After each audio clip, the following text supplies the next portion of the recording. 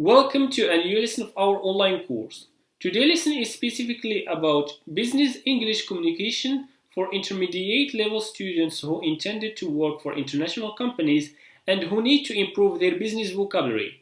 So let's get started with the first part of business English, which is going to address some vocabulary in business area such as people and organization. This course also will be based on theoretical as well as practical sides. Because this course is tackling some business issues, of course we should mention some names of companies and business people with purpose of explanation rather than advertisement. This outline shows these business categories in terms of business people, entrepreneurs, and leaders. In addition to that, we are going to tackle some characteristics of business, both national and private ones. And we will end up with some concepts in enterprise. Let's have a look at the first categories, which is business people and entrepreneurs. A businessman, a businesswoman, or business person is someone who works in their own business or as a manager in an organization. The plural of business person is business people. Business person and business people can also be spelled as two words: business person, business people. Here, a businesswoman is of course a new term added to all languages to avoid discrimination between men and women. This comes as many struggles of so many women who set up their own businesses from home to be international ones. With this regard, we will mention two famous women. The first one, as an American woman, is Oprah. So, to have a full understanding of this woman, in addition to others in worldwide, I recommend the book of Women in Business. The second one in this picture is of course a Moroccan woman whose name is Mariam bin Saleh Shakroni. In addition to that, we have Jack Ma, who is the CEO of Alibaba, whereas we have Aziz Akhnouch as Morocco businessman. Good. When it comes to entrepreneurs, we should first have a look at the meaning of it in this paragraph. An entrepreneur is someone who starts, founds, or establishes his or her own company. Someone who starts a company is its founder. An entrepreneur may found a series of companies or startups. Entrepreneurial is used in a positive way to describe the risk-taking people who do this and their activities. Some entrepreneurs leave the companies they found, perhaps going on to find more companies. Others may stay to develop and grow their businesses. As a very precise and concise meaning of entrepreneur is that someone who starts his own companies for the first time. Good. When it comes to leader and leadership in business, we certainly have this kind of definition. A large company mainly owned by one person or family is a business empire. Successful business people, especially heads of large organizations, are business leaders, or in a journalistic terms, captains of industry. There is a lot of discussion about whether people like this are born with leadership skills or whether such skills can be learned. Nice. At this stage, we would like to mention two international companies. One is Facebook, owned by one person named Mark Zuckerberg. The other is Trump Organization, which was founded and owned by Donald Trump family, especially the grandmother Elizabeth Grace Trump, the father Fred Trump, and so on. Great! Let us test this vocabulary and see how much we fully understand them. And to make the task easier, we put them into different grammatical categories: verb, adjective, noun, or noun phrase. Please pause the video, do the exercise and play it again. Let's have the answers. The big place at the moment for is, here we need a noun. So the answer must be here. Is, of course, internet. Take John Pace.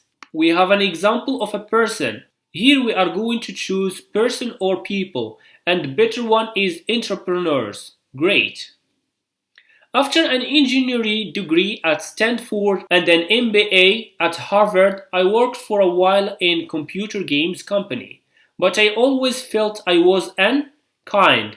Here we have a noun and an article. So we are going to take the example from adjective. and we have only one adjective is entrepreneurial. I always felt I was an entrepreneurial kind of guy. In 1997, here we need a verb.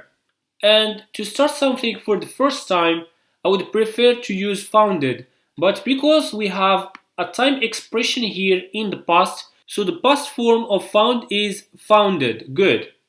In 1997, I founded an internet site for cheap travel, flights, hotels, renting cars, and so on. I obtained money for investment in from friends.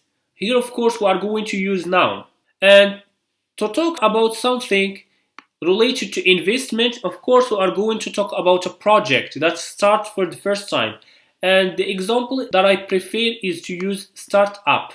Nice. Now the site has 300,000 customers and the base is very rich. With a big apartment in Manhattan and a house in Bahamas, I don't want to sell the company, he says. I've had offers from some big companies, but I want to stay independent. I want to. Of course, we have an infinitive here. The example that we need here is a verb. And the verb that requires here with business is grow. I want to grow the business and do things my way. Unlike many entrepreneurs, I think I have the, of course, we need here an adjective. Because we have here skills, we are going to take this example, which is I think I have the leadership skills to lead and inspire large organization. I can see the day when I am in charge of a large business. Here we need a noun, of course, and we have a business. And to wish something very successful in business in the future, you are going, of course, to use business empire. That's good. Now, here we have the concept business whose definition must be taken into consideration in this paragraph. Business is the activity of producing, buying, and selling goods and services. A business, company, firm, or more formally a concern, sells goods or services. Large companies considered together are referred to as big business. Let's talk a little bit about goods and services. You may heard that each company must sell goods or service or both of them. The goods here is something concrete and can be touched by hand, such as this smartphone, whereas services can be seen in some companies of telecommunication as the picture shows. Nice. A company may be called an enterprise, especially to emphasize its risk-taking nature. Businesses vary in size from the self-employed person working alone through the small or medium enterprise to the large multinational with activities in several countries. A large company, especially in the US, is a corporation. The adjective corporate is often used in this combination. Corporate culture, corporate headquarters, corporate image, corporate ladder, corporate logo, corporate profits. Good. So let's have a look at definition of these terms. Corporate culture is the beliefs and behaviors of a company's employees and the management in a particular company. Corporate headquarters is a place where a company executive management staff are located. Corporate image is of course a company reputation, that this company has a good or bad reputation. Good. Corporate ladder, the hierarchy set up of most businesses. When it comes to hierarchy set up of most businesses, we think of women in the past that cannot break the glass ceiling to become a leader of a particular company. But nowadays, we have a lot of women as a leader of a particular company. Nice. Corporate logo is a graphic symbol that represents your company. Corporate profit is the extra money that is getted from a business. Nice. Here are some mistakes in these expressions. Please try to understand the sentences and find out the mistakes and correct them with the expression in the table.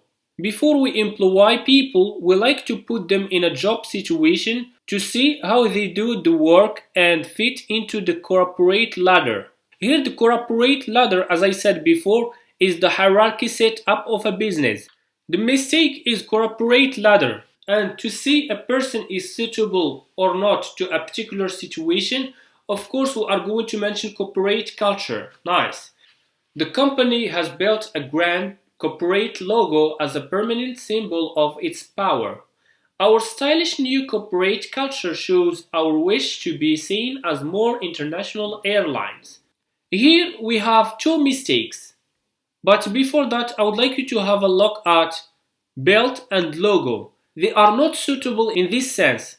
So we are going to change corporate logo by corporate headquarters. Good. The second mistake is here. When we talk about stylish, we talk about something fashionable. And the word that is suitable here is logo. Corporate logo shows our wish to be seen as a more international airlines. The economic is growing and corporate headquarters are raising. Of course, when we have raising, we have something related to money. And the thing that is suitable here is profits. Nice. The rules were introduced to protect women working in factories, but today they make it harder for women to climb the corporate image. And to talk about the word climbing, of course, we are going to mention something hierarchy. And the better one here is the corporate ladder. Nice. The companies hit by computer crime are not talking about it because they fear the publicity will harm their corporate profits. Has nothing to do with profit and money. It has something about reputation. And the better things here to fit in this context is corporate image. Enterprise. In 1970s, Britain, there were state-owned or government-owned companies in many different industries, such as car manufacturing and air travel. Some industries had been nationalized and were entirely state-owned, such as coal, electricity, and telephone service. In the 1980s, the government believed that nationalizing companies were bureaucratic and inefficient, and many of them were privatized and sold to investors. Enterprise is used in a positive way to talk about business, emphasizing the use of money to take risk. Here, all companies in general can be characterized into two parts. The first part belongs to national companies, such as Morocco Airport Authority and the National Railways, while the second part is for private sectors. As a whole idea to describe enterprise is merely a project undertaken by the government or individuals. Nice. Word combines with enterprise. Free or private enterprise, business activity owned by individuals rather than the state. Enterprise culture and atmosphere where encourage people to make money through their own activities and not rely on the government. Enterprise economic, an economic where there is an enterprise culture. Enterprise zone, a part of the country where business is encouraged because there are few laws, low tasks, etc. Here, to understand the first one, we will talk about something related to individuality. Something belongs by a person rather than the state. This is the first one. The second that is goes with culture in business, it's the atmosphere, of course. It's the behavior that makes people are encouraged to make money. Enterprise economic is of course the particular place that is used for different business activities. Enterprise zone is a part of a country where business is encouraged. Here, for example, when we talked about place that is used only for building machines and cars, and we have different companies that are close together. Here, let us understand these combined words with this exercise. Please pause the video, do the exercise and play it again.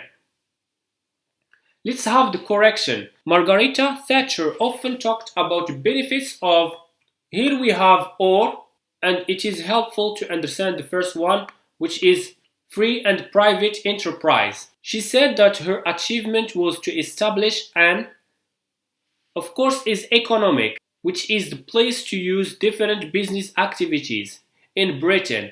An economic where people were encouraged to start their own companies and where it was acceptable to get rich through business. And when we talk about something related to getting rich and encouraged, it's of course culture, enterprise culture. In some areas, the government reduced the number of laws and regulation to encourage business to move there. Business were encouraged to set up in the London Docklands. For example, Docklands were an. So for example, when we talk about place where there is a law and regulation are reduced by the government, is certainly known as enterprise zone. Nice. Over to you. Here, please do this exercise and you can send your answers to my email account, which you will find in the description below. This is the end of this video. We wish you learn basic vocabulary to understand some business issues related to people, organization and enterprise. Please wait for the coming episode. Thank you so much.